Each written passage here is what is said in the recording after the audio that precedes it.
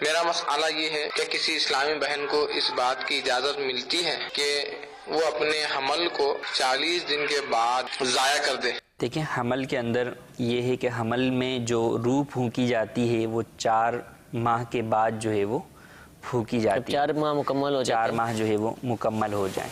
تو اس سے لوگ یہ سمجھتے ہیں، انہوں نے تو 40 دن کہا، بعض لوگ جو ہے وہ 4 ماہ سے پہلے یہ سمجھتے ہیں کہ جب تک روح نہیں پھونکی گئی تو اس سے پہلے حمل ساقط کروانے میں کوئی حرج نہیں ہے. حالانکہ ایسا نہیں ہے. 4 ماہ کے بعد جب روح پھونک دی گئی تو اب تو ساقط کروانا گویا انسانی جان کو ہی جو ہے وہ مارنے اور ضائع کرنے کے برابر ہے. ٹھیک ہے، قتل کا جو ہے وہ جرم اس کے اوپر آئے گا. تو اگر جو ہے وہ ایسا جو ہے وہ نہیں ہے، اس سے پہلے بھی ہے، تو پہلے بھی چونکہ وہ ایک انسانی جسم کی جو ہے وہ پرورش کے جو ہے وہ اپنے اسٹیپس کے اندر جو ہے وہ بڑھ رہا ہے کہ پہلے نطفہ ہے اور پھر وہ خون جمتا ہے اور پھر جو ہے وہ گوشت کا لوتھڑا بنتا ہے اور پھر اس کے اندر جو ہے وہ اللہ تبارک و تعالیٰ کی جانب سے فرشتہ آ کے جو ہے وہ روح پھونکتا ہے. تو یہ ایک مکمل جو ہے وہ ایک قدرت کا طریقہ کار ہے.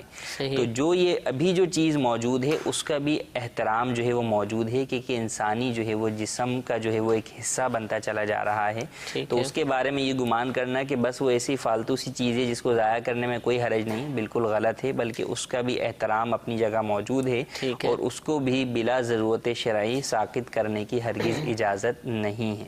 ٹھیک ہے.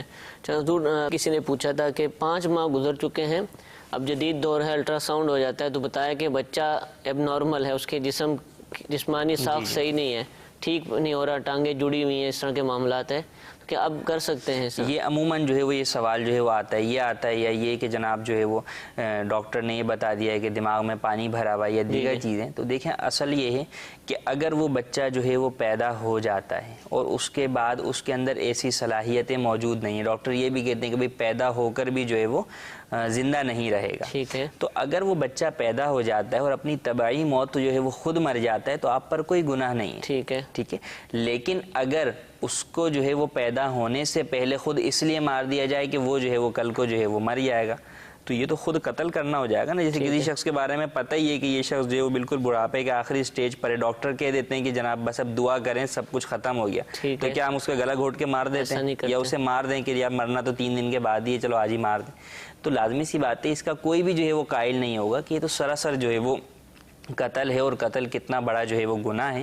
تو یوں ہی یہاں پر ڈاکٹری جو بھی ساری چیزیں ہیں وہ اپنی جگہ موجود ہیں، ظن اور تخمینے موجود ہیں، لیکن اس کے برعکس بھی ہو سکتا ہے. آپ اللہ تبارک و تعالیٰ سے دعا کریں، روحانی علاج کریں، ممکن ہے کہ آپ کا بچہ جب پیدا ہو تو وہ تمام جو ہے وہ عیوب سے پاک پیدا ہو. تو اللہ تبارک و تعالیٰ کی رحمت کاملہ کے اوپر جو ہے وہ بندہ بھروسہ رکھے.